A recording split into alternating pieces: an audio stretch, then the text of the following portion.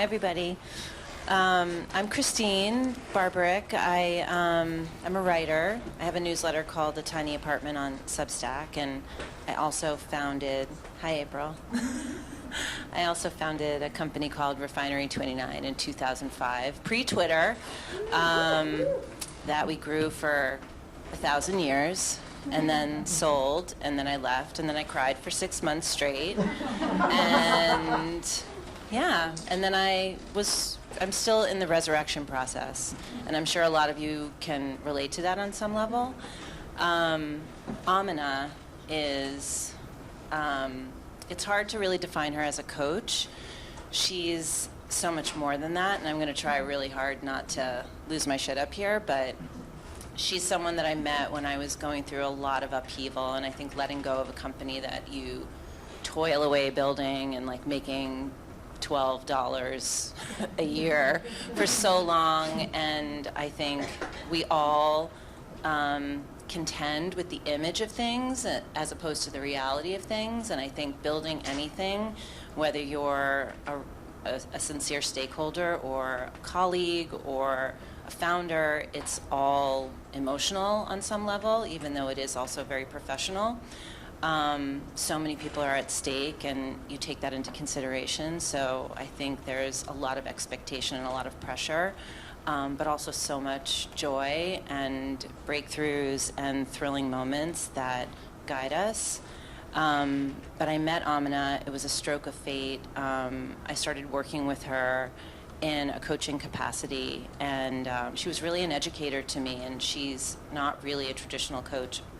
I'll let her describe what she does, but when April was sharing the lineup for conversations today, I didn't ask for us to go last. I usually don't like going last in anything, but I felt like it was it's not really about me being up here, it's about sharing her with you and giving all of us in this room this moment to just kind of allow her to take us on a journey with her experience and also her intuition with how to work with people like us and all the sort of the spectrum of people's lives and businesses and worries that are at stake with all of this. So, Amina, do you want to describe what you do and who you are and why you're here on planet Earth? Thank you, Christine. So you're probably going to watch us gush over each other a lot today because there is a lot of love here. Okay, I'll keep it to a minimum. So I'm an executive coach, and my work sits at the intersection of career, mindset, and well-being, because over the years of my career, I was always looking for a coach and for work that really embodied all three of those aspects, because I feel like we need to hold all three to really thrive. And so I heard Annalise talk about her superpower. My superpower is seeing other people's gifts. So really that's where, like, Christine came to me, and it's so clear to me where her magic is. I sit with somebody for an hour and I just see what's possible for them, and it's the biggest gift to get to work with people. But before we jump into our conversation today, we wanted to check in on you all, because this has been quite a day. You have taken in so much information, and I wanted to see how the energy is. Like, how are you feeling? Like, hands up if you're feeling a little like lagging, could use a little zhuzh. Okay, yeah, let's be real. Okay, so I'm seeing a couple of you. So if you can stand, if it's possible for you and available for you, I'd love to invite you to your feet.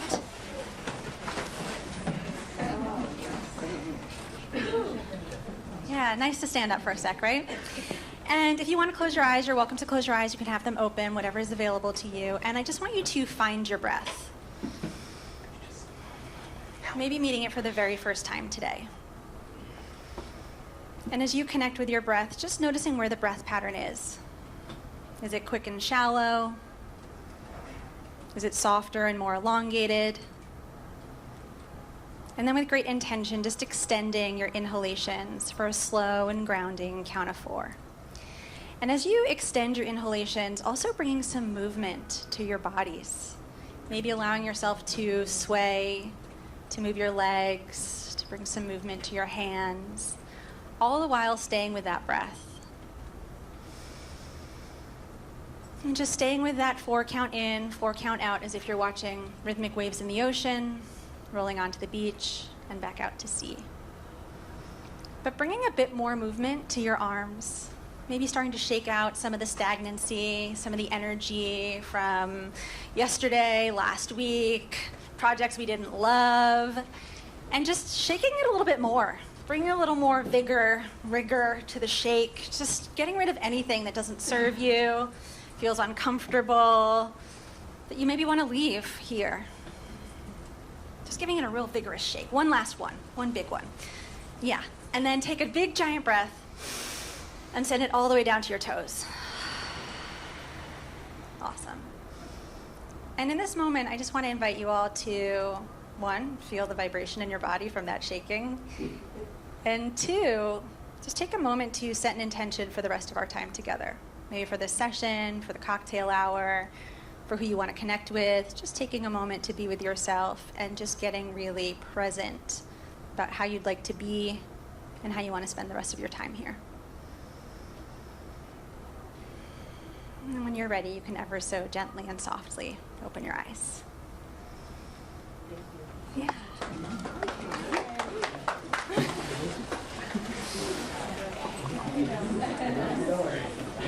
That was as much for us as it was for you. Yeah.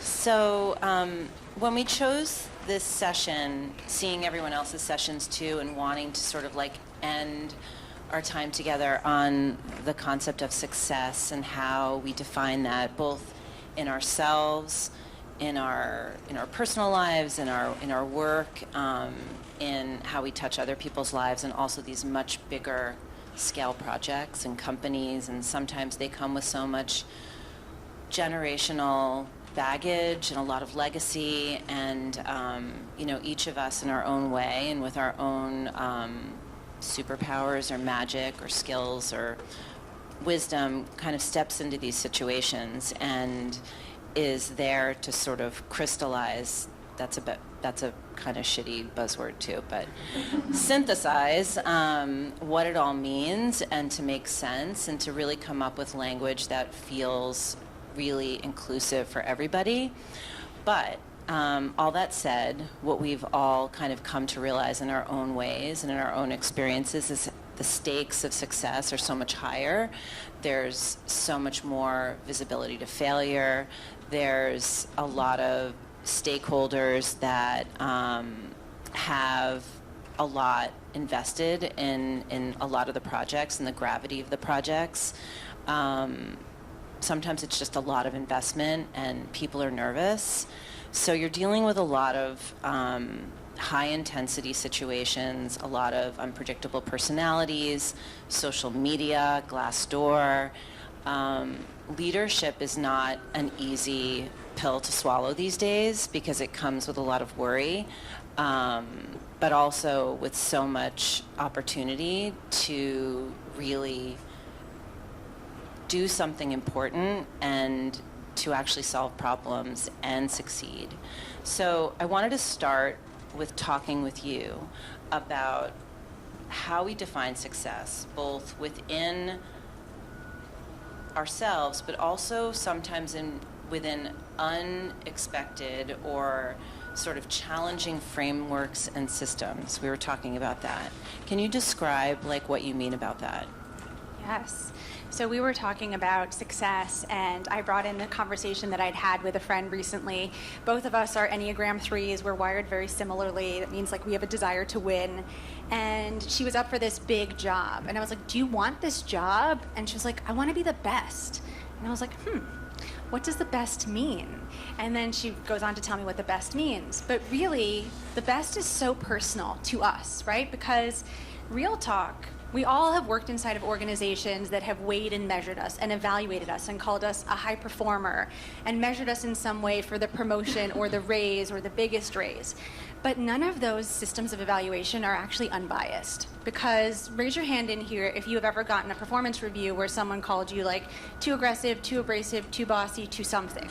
Yeah, right? So those systems of evaluation aren't unbiased. So there is no universal measure of best. So best really comes back to us, and this is what we were talking about. And I mentioned this book that I really love. It's by Stephen Cope. He's a psychotherapist. He's a best-selling author and the founder of the Center for Extraordinary Living at Kripalu. And his book is about purpose. And in the book, he defines purpose as bringing forth the best that is within us. And I added a little qualifier of bringing forth the best that is within us in any given moment. Because my best today is different than my best yesterday, especially if we're navigating things like chronic illness, which we are. And we were talking about this too. Chronic illness, by definition, is anything that you navigate a set of symptoms that last longer than 6 months. So if anybody in here is navigating hormonal changes or menopause, like that's technically a chronic illness.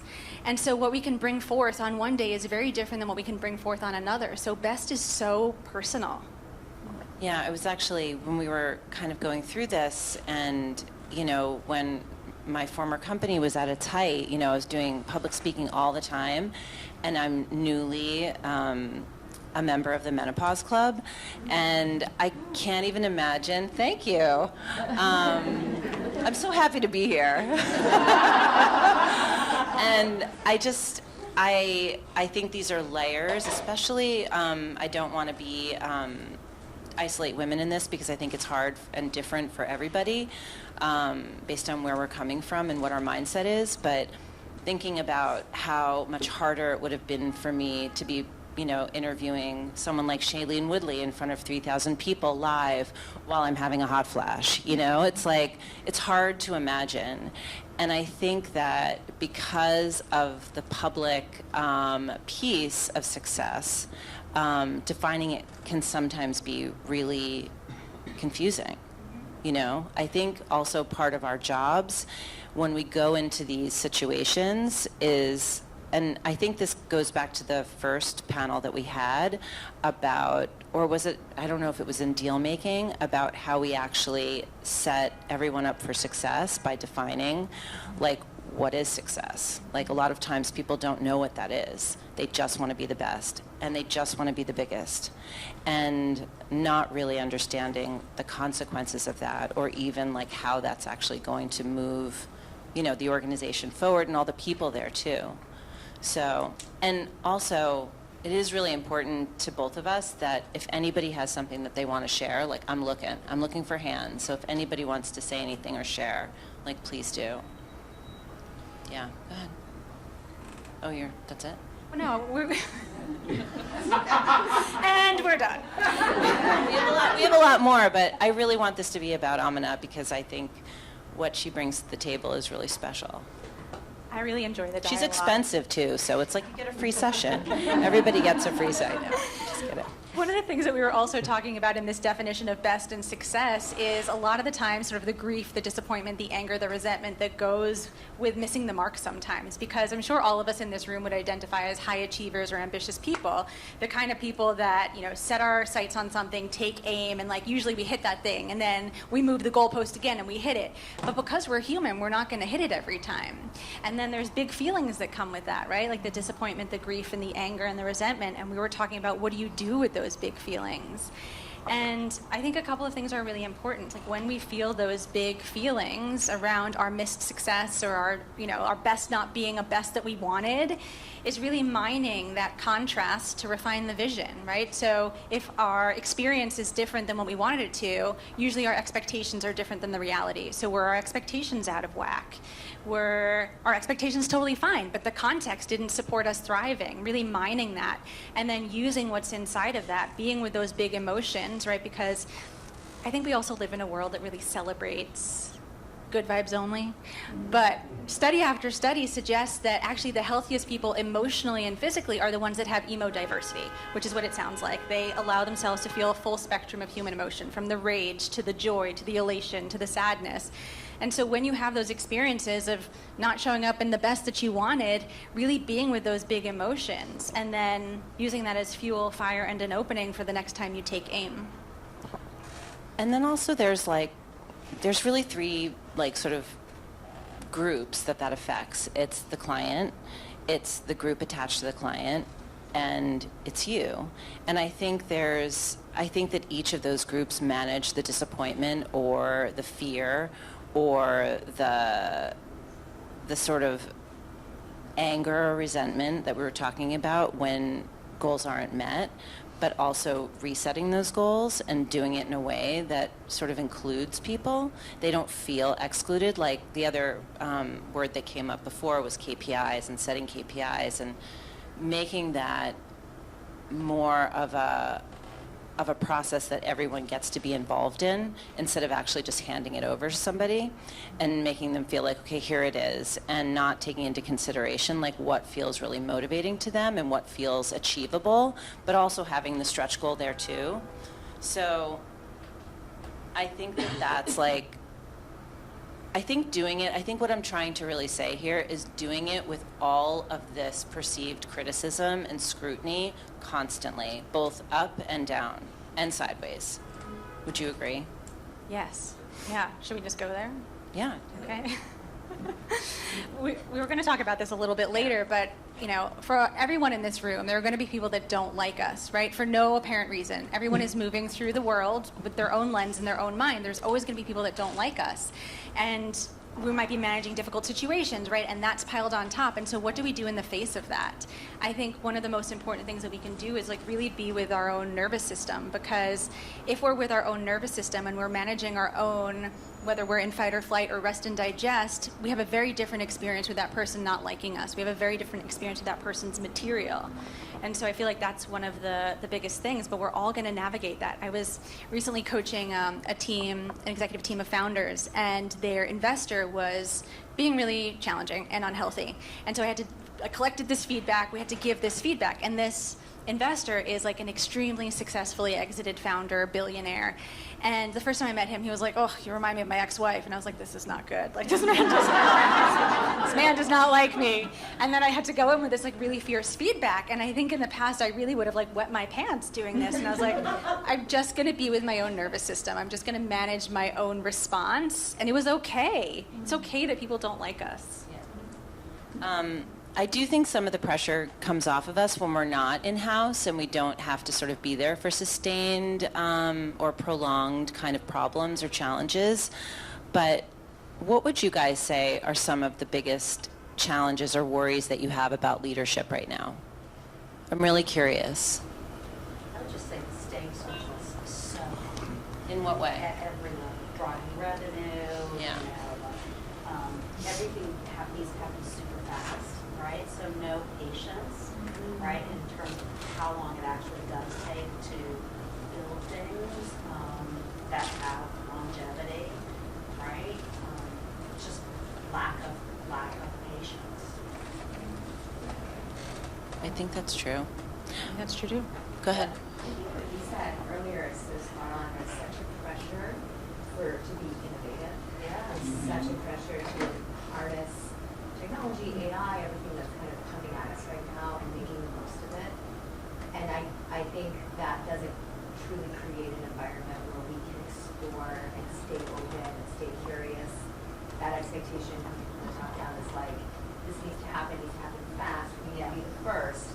And this needs to set a new bar, it needs to set a new standard, right? And I think that that's unrealistic, and it really is unproductive. It doesn't allow full and level creativity that will really truly generate the bigger breakthroughs. That, as you said, I think you said as a comment. Is that what you said? That like innovation is a comment, or did I misunderstand that? I did. No, I did say comment, because I think that we have to sort of like allow space for something that we can't see or touch or ever anticipate, because that is what innovation is. It's like something that we don't even know what it is until it starts to, sort of form before our eyes and we can actually define it. But there are layers to that, and I think it's getting people excited about the process of that starting to emerge and putting people in the best conceivable physical condition, and sort of creating, like we're talking a lot about, like culture and how we create the conditions of culture that foster that and really nurture potential in each of these stages of, the critical journey of reaching success. Yeah, what you said feels so spot on. Like if we don't create the right container, we're not going to have innovation. It's not going to be successful. And I've worked inside of a lot of cultures that are just sort of pressure cookers of like, get there fast and just the next thing. But that actually doesn't set people up to succeed. So, fun fact, the majority of the world is actually moving through life in a fight or flight state or sympathetic state. And so when cultures operate that way, we actually can't access our higher level thinking, our creativity or innovation. And so if we want cultures that are really innovative, to use our buzzword, we really have to take care of people in there. And I think that requires empathy. I think that requires compassion for self as leaders. And I think it requires psychological safety being arguably the most important. And we can get into all those if you want. I mean, when we were talking through this, Amina mentioned to me that when people are feeling fearful, or even in the most mild state of fight or flight, like they can't come up with new ideas. So imagine all of those people that are in those meetings that are really like sitting around a table knowing that they have to like come up with an idea or hit a deadline or find the resources and move things around all the time. It's like, it's not necessarily optimal, you know, to getting the results that you want. But we have to work with that. You know, we're still sort of in the middle. That's what's so exciting about this time, is that, you know, 2020 was incredibly, there was so much upheaval. And I think we're still probably all like reflecting in our respective like categories and industries about sort of the change that's still happening. I mean, there's a lot that hasn't been revealed to us about like what people need from us. Like most of the time, the most exciting person for me to talk to is April. I'm like, did you think about this? Did you think about this? Because I think that what April and Anita and everyone here has come together to build is something that we're not exactly sure like what it's going to be, you know? All we know is that there's like this brain trust of just experience and context and education and everything and tools and support that's really important, and being able to create micro moments of that in these companies that need us is really important. But one thing I wanted to say about the challenges of being a leader now, which is very frightening, I can speak from experience, but also I had read this corner office, I don't know, it was like 12 years ago, and you know, we're sort of in the middle of all this growth, and you know, corner office in the New York Times is always really like centered. It was a lot of men. It was a lot of like, you know, IPO companies, like a lot of like tons of investment, a lot of high profile investors. And it was like, oh my God, how are we ever going to get there? And there was this woman who showed up in corner office, and it was like she was at this like global kind of recruiting firm. And she said something, and it became like the pull quote. And she said, she goes, so much is said about bad leaders, but not enough is said about bad employees. And I remember reading that and just being like, sort of, I shuddered, you know, I was like, oh my God, it's true. And I think that, you know, there's so much that has to be, that we have to bear as leaders, and figuring out how to work through that in a constructive way, making everyone feel seen and supported even when it's hard, you know, and it's hard now. It's harder than it ever was. But I also feel like when it is that hard, there's all this room for something really miraculous to happen. I think when I was the CEO of Violet Gray, I really tried to lead with vulnerability and transparency. And there were some employees who do not want that. Did not want that. Went out of their way to make that look like a weakness. Went out of their way to make things that were shared internally in that under that spirit to backfire. And you know, one of the reasons that I really, the board for me was, what can I do? I have agency, I can have impact, and I can bring those values into a business that I just couldn't find in a corporate company. And I, you know, and I tried, you know, from a leadership perspective. And so it's you know, funny that you say that, because I always thought like I just made a bad call as a leader to lead that way. You know what I mean? But there is something. Sometimes we do, you know, and absolutely sometimes we do. But we have to also have that place for grace for ourselves too. And I think because we're in these positions to sort of like own all the problems, own all the challenges, own all the solutions, it can be a really like big cross to bear. Yes. Especially now. Yeah, I feel like leadership in general is an exercise in perpetually managing grief, like grief of like how we thought things would be, grief of the experience that we have with our employees. And I also think that a lot of the times people forget that leaders are humans, right? I experience this in my own work of like almost having to renounce my humanness to be there for people's stuff.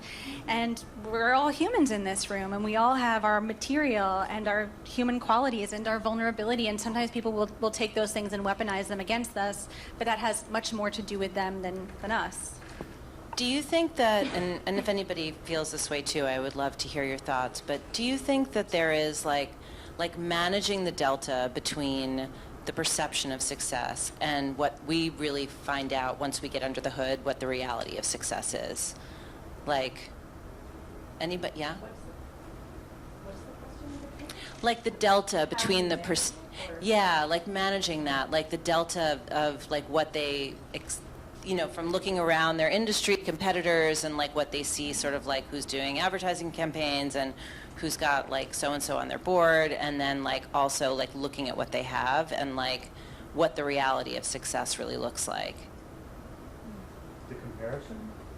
It's just like managing the difference, like how to actually like sort of get somewhere in the middle where there's something that's achievable and they still feel happy about it.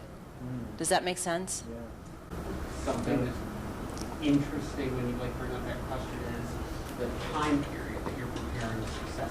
It might be like, it might seem like 1 week or 1 quarter, you're lagging behind this other company that is seemingly doing great. But in reality, if you zoom out, to like the year or 5-year view, maybe they sacrifice, their future growth because they decide to prioritize earnings.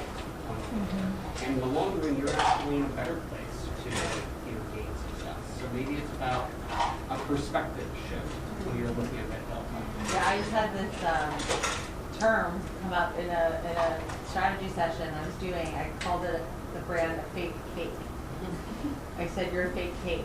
And I just had this moment of clarity, and they're like, what? And I'm like, in the windows of a cake shop, the cake looks so perfect. The icing's there, the writing, the icing is your influencers.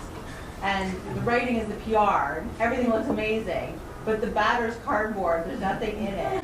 And I'm Did they fire you? I would be like, that's a baller move. To be honest, I almost lost it, I think. But this goes back to good leaders hearing the good and the hard and the good. I said, well, this company is doing it, spending the same influencer budget, has the same PR company, but guess what? They have batter. They spent time on that brand, and we're all brand storytellers. Truly, a lot of us have said that on our superpowers, and I think that's what's lost in the new generation is they're like, I know how to spend quick and how to make it look successful. Short term. Because it does make it look successful. But if the cake is cardboard, it's not going to last that long. It will actually. She said what I said in a much better way. I like to have the difference between the perception of a successful business and a successful leader, right? And I think getting to that, the ultimate goal, what is successful, is the C-suite title, is the biggest job, or what's the biggest job.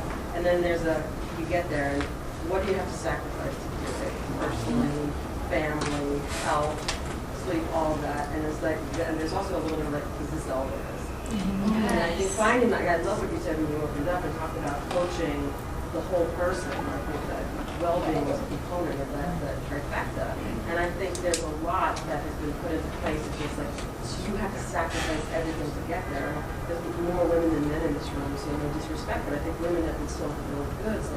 You've got to prove, especially this generation, hot people, hot climate, no, but just generation of you've got to sacrifice everything to get there. We've got to show that we can do it, and we've got to do it all. And it's fucking impossible. And so I do think there's that delta of I wanted it, but do I really want it when I get there? Yes. Go ahead, Maria. Okay, so my entire practice is kind of built around this, where people have gotten to the top of the ladder in their career. They look around, they're like, this isn't it. This isn't the thing that I thought it was going to be. And there's an existential crisis. Like there's either a health crisis, an emotional crisis, because the dream and what they thought that they wanted is very, very different than the reality. And oftentimes there's like chronic illness in there. And there's this big moment where it's like, well, what do I really want? And what is success for me? What am I willing to sacrifice? What am I not willing to sacrifice? And I think part of like this somehow like shows up on every RFP in some shape or form. It's like it becomes that the optics of the success become more important than the success itself. And I remember once a writing coach told me, she said, it reminded me of like an Agnes Martin quote, and she just said, you have to be much less fixated on being known for being a good writer and just be a good writer. And I remember I was like,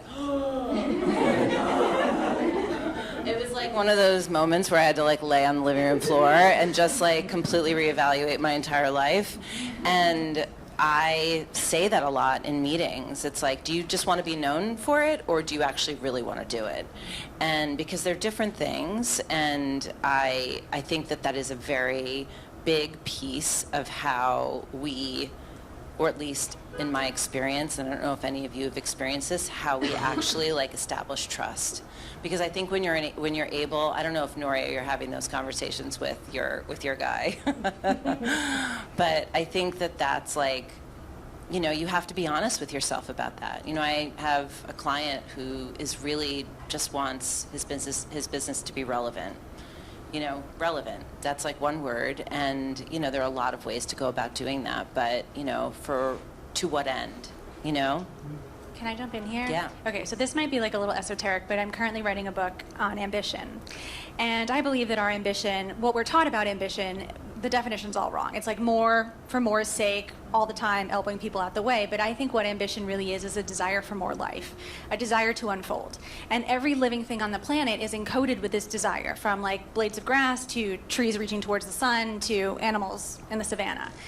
But what happens is there's two kinds of ambition. One, when it's coming from a place of pain, and the second one is when it's coming from a place of purpose. And so the whole reason I actually started my coaching practice was because I was a very ambitious person, but coming from a place of pain. I grew up in a family system where my older sister was very sick growing up. She was in and out of the hospital a lot, so I was what psychologists call a glass child, where you just have to be very self-sufficient and like experience pressure to be problem-free because there's so much happening in the family system, so it's almost like they see through you. So all I wanted was to be seen. And I was like, okay, I'm gonna have the best, shiniest career, I'm gonna get there the fastest, I'm gonna have all the awards, and like then everyone's like gonna love me and it's gonna be so great. And what happened is I like flamed out spectacularly and developed 2 autoimmune diseases because I was coming from a place of pain. And so if we are chasing the bigness from a wound, it's going to be the energy of destruction. And that's what a lot of brands and businesses are doing. But if instead we reorient from purpose or impact, it's really different energy. Yeah.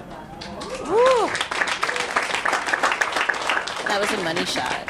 It was. Purple brand should come from. Yeah. Yes. It was beautiful. How much time do we have, Danielle? 8 minutes. 8 minutes, okay. So one of the things we really wanted to talk about was, obviously when there's like budget restrictions, there's, you know, staffing and resource restrictions, like how do we still dwell in this place of limitlessness? Because I think that is really where innovation comes from. It's like sort of trying to remove any kind of boundaries or guardrails to just sort of like play and see what kind of floats to the surface. And I think that that does require a certain practice. And you have really been enormously helpful in kind of reframing my own mindset about thinking about that, because I think when you have a company and you work somewhere for a very long time, as many of us have, it becomes habitual in a lot of ways. You have to unlearn a lot of things, and they don't necessarily are bad. They're not bad things, but they can inhibit growth, not just in yourself, but in the people who you're managing and who you're working with. And sometimes, you know, spectacular failure can kind of put you in that space where you do reset everything. and it can be really incredible. Would you agree? I'd agree. Limitlessness. Talk to us about limitlessness. How do we dance yes. with it? How do we dance with limitlessness? Yeah. Yeah. So I wasn't here for the conversation that was about imposter syndrome, but I feel like that's a big part of this conversation because we all have so many voices in our head, right? We have the voice of the dreamer, we have the voice of the inner child, the inner teenager, we have the voice of the parent. But all of us have dreams inside of us. And those special dreams that we like can barely whisper into reality, like that's where the magic is, right? So the ones that we're like so scared to even like write down or like tell our best friend, that's where the limitlessness is. And so it's about very much negotiating the voice that's telling us that we can't have that thing for whatever reason, whether it's imposter syndrome, whether it's fear of failure, and lovingly moving it aside, because when we dance with our limitlessness, we give others permission to do the same. Christine and I were talking about, I sold my book last year, and my agent was about to take it to market, and in my mind I had this idea of what I wanted to sell the book for. And then the publishers came back and they actually offered me $125,000 more than what I wanted. So I was like, cool, I feel limitless, like we're doing the thing, this is awesome. And then I happened to be on retreat with a dear friend, and she was like, what are you doing? Like, you don't just accept that. And I was like, but it's great, like I don't need more for more's sake. And she was like, well, women of color tend to get the smallest book deals. So when you go in and negotiate, you actually expand the bands for every person that looks like you or is a woman of color or identifies similarly to you. So go back and negotiate. And I was like, wow, because originally I wasn't feeling in the limitlessness. I was like, it's okay, it's enough. Like, do I need more? And when she reoriented it to remind me that it paves the way for other people, it was such an opener for me. And I actually feel like that's what you do.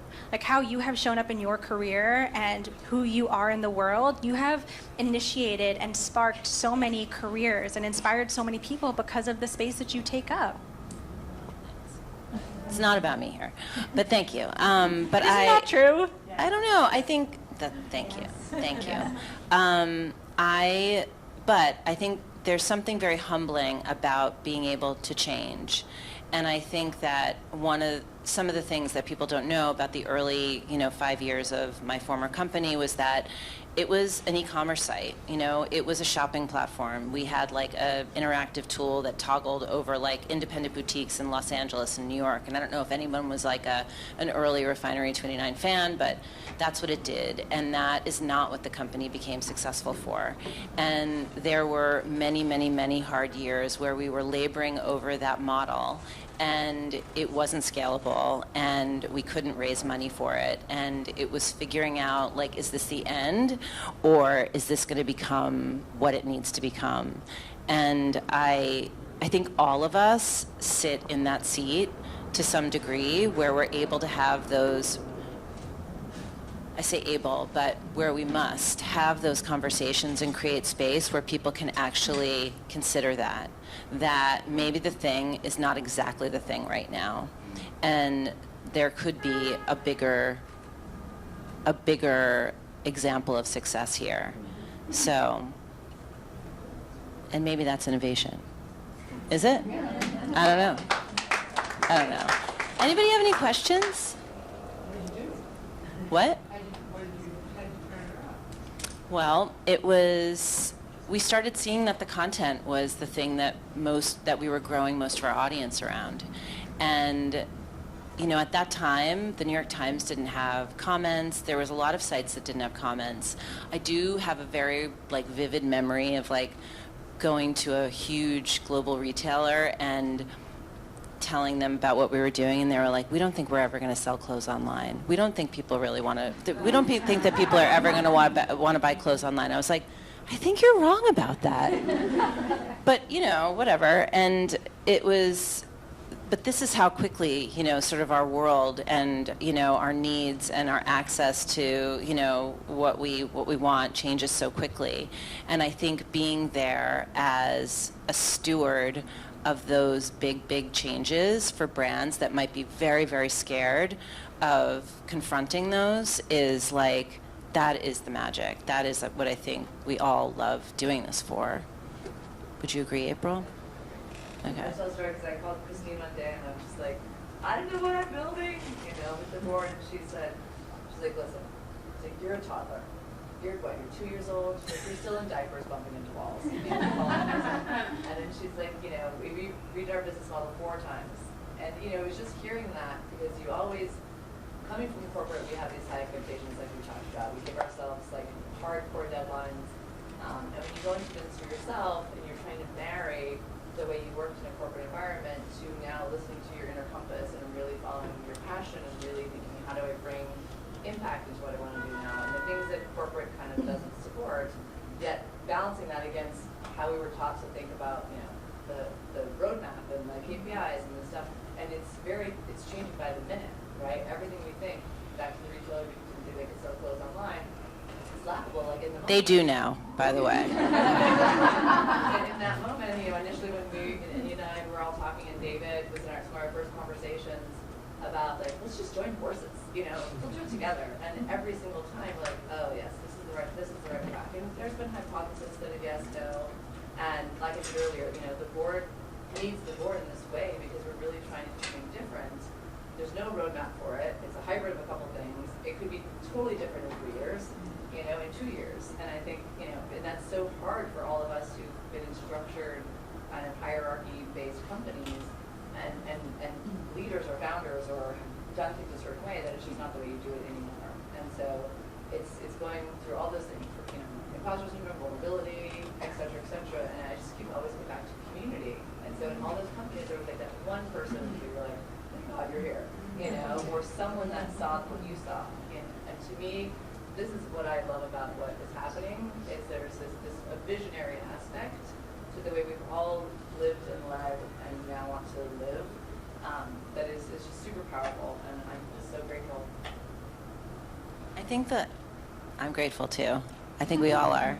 The last thing I want to share is like just a little recommendation. Has anyone read Jenny Odell's book, Inhabiting Negative Space? Anybody? It will take you an hour to read it. It was her commencement speech from Harvard Design School, and she wrote it and she delivered it during COVID. And it's all about the sort of gaps in between the doing that is the doing. And I think that it made me think so much about each of us in our respective roles and how our biggest job is being able to converge speed and space, and balancing those two things so we can keep things moving, but we can also make space for magic to happen and for people to feel like they are a part of that magic. You know, Amina makes me feel like I'm part of that magic. You are the magic.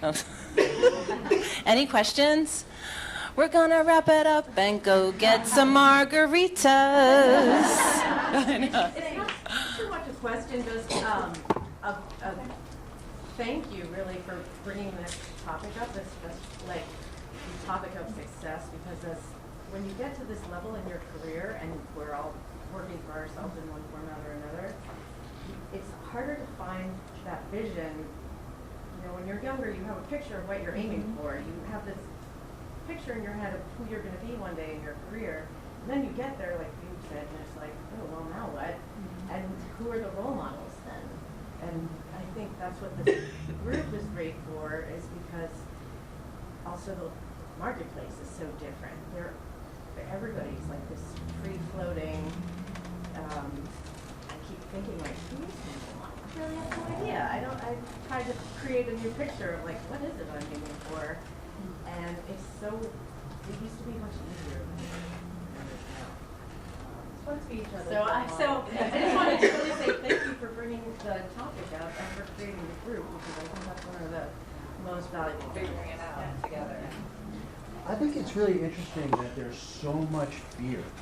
There's so much fear. And you said something I thought was fascinating, which is they just want to be relevant. I think that the issue is followers, likes, shares, friends. It's in that statement, friends. I mean, relevancy is self-created. The most successful are the most self-confident. That's my takeaway from it. I also like the conversation around success not being just that the extrinsic measures of success being like title, financial, reputation, you know, the thing that's going to land you on time 100, or you know, those things that, you know, in the end may not really deliver well-being, personal satisfaction, happiness. and can in fact contribute to negative, feelings of stress and overwhelmed, illness in your case too.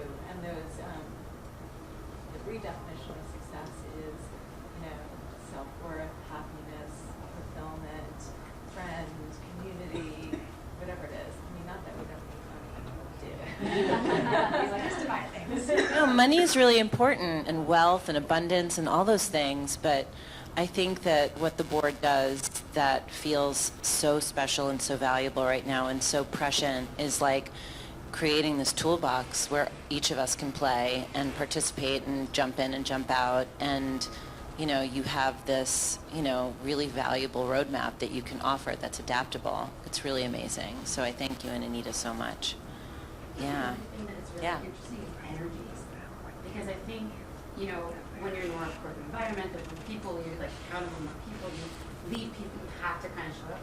I think it's harder, sort of as you're on your own or a small team, to keep the energy up. So I think, because I think things like this fill the cup, and I think that's what's so great about getting together or like meeting new people, because you don't have that. I mean, I also think it's different in LA. I think it's harder. It's much harder to do that, and so that's why we come here. But I think the energy part is, especially after COVID, like we're just like picking up and just trying to keep doing it, and it's like taking the magics and the breaks. It's like I feel like even more important now, because I don't know anyone else. The energy to continually keep going is challenging. It's challenging, but it can also be really, really empowering. The other little, I'm always giving people recommendations, I hope you don't mind, but there's an amazing old article that ran in the New Yorker by Malcolm Gladwell about late bloomers. Did anyone read it? It's so good because it balances what, sort of short-term success, people that get really famous, really young, right away, and then the people that sort of like chip away at a long-term goal and build and build and build and build. And, sort of like the two sides of success, and how, most of us are somewhere in the middle, but there's a lot of companies that want it now, and I think there's ways that we can get them excited about, the long game, I think there's so many programs we can build collectively through this, community, and that's what I'm so excited to start to see. Just this ideation opportunity, and like maybe the next one is a workshop, and bringing innovation to companies, bringing impact to companies, like the social with this morning, bringing what we see missed when we were there, and how can we collectively, be that conduit. Where we've been on the inside, we've been on the outside, and we can bridge in a different way. And there's, we all know beauty, fashion, are not so innovative in those ways that it relates to the human, connection and ability to really make change. So.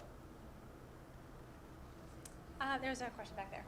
I was sort of a question / sort of statement, but I was wondering if people here, because I really love how success and innovation and how and sort of like just mindsets are all coming together, because it's really about changing mindsets internally.